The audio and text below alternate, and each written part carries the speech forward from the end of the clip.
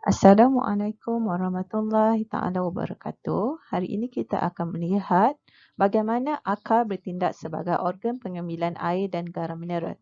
Kita tahu pada fungsi akar ialah untuk mengambil air dan garam mineral daripada tanah. Yang kedua untuk menyokong tanah. Apabila kita lihat struktur akar, kita ada kawasan jidal akar, kawasan tengah dan kawasan rambut akar. Okey, kita akan tengok lapisan-lapisan yang terdapat pada akar. Yang pertama adalah lapisan epidermis. Sel epidermis adalah sel yang tersusun rapat dan juga terdiri daripada sel parenkima. Lapisan epidermis mempunyai struktur yang diubah suai yang menguncur secara lateral iaitu sel rambut akar yang penting untuk pengambilan air dan mineral ke dalam rambut akar. Lapisan yang kedua adalah lapisan korteks. Lapisan korteks ini merupakan tisu-tisu yang tersusun secara longgar.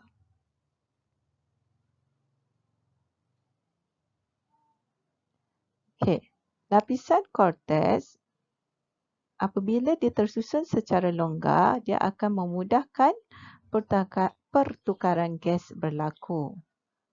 Sebahagian besar sel korteks terdiri daripada sel parenkima. Ini menunjukkan bagaimana pertukaran gas berlaku antara ruang antara sel dan persekitaran luar. Okey, lapisan seterusnya adalah lapisan endodermis. Lapisan endodermis memutuskan antara kawasan korteks dan juga kawasan perisikal. Lapisan endodermis tersusun rapat dan setebal satu sel. Sebahagian besar lapisan endodermis mengalami penebalan lignin membentuk jalur Casparian.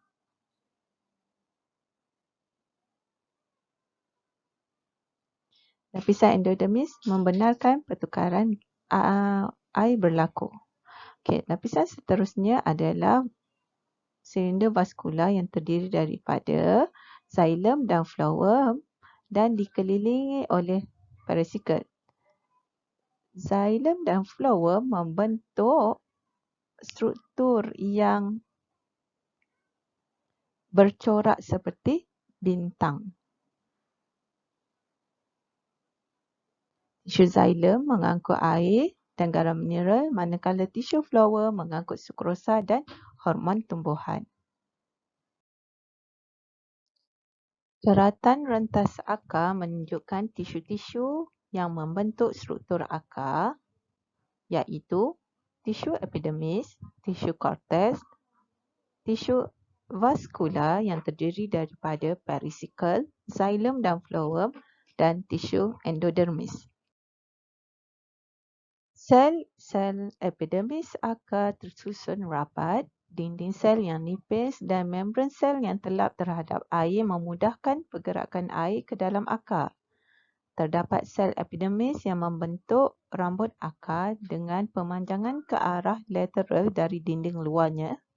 Sel-sel rambut akar tidak dilapisi kutikel bagi membenarkan penyerapan air. Sel rambut akar juga mempunyai vakul yang besar untuk penyimpanan air, garam mineral untuk memastikan penyerapan air berlaku dengan cepat. Korteks terdapat di bawah lapisan epidermis. Korteks mempunyai dinding sel yang nipis untuk memudahkan pergerakan air ke dalam akar. Sel-sel korteks disusun longgar untuk memudahkan pertukaran gas berlaku. Sebahagian besar korteks terdiri daripada sel-sel parenkima. Tisu endodermis merupakan lapisan pemisah antara korteks dan silinder vaskular. Sel-sel endodermis tersusun rapat dan setebal satu lapisan sel.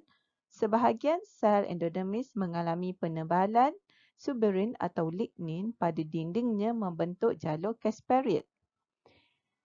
Endodermis hanya membenarkan air dan garam mineral yang diserap daripada tanah memasuki silinder vaskular tetapi bukan gelembung udara.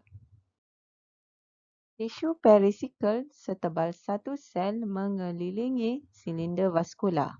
Perisikal terlibat dalam pertumbuhan sekunder dan pembentukan cabang akar. Silinder vaskular merupakan teras akar yang terdiri daripada tisu xilem dan phloem yang dikelilingi oleh tisu perisikal setebal satu sel. Biasanya, tisu xilem dan tisu phloem disusun dalam corak berbentuk bintang.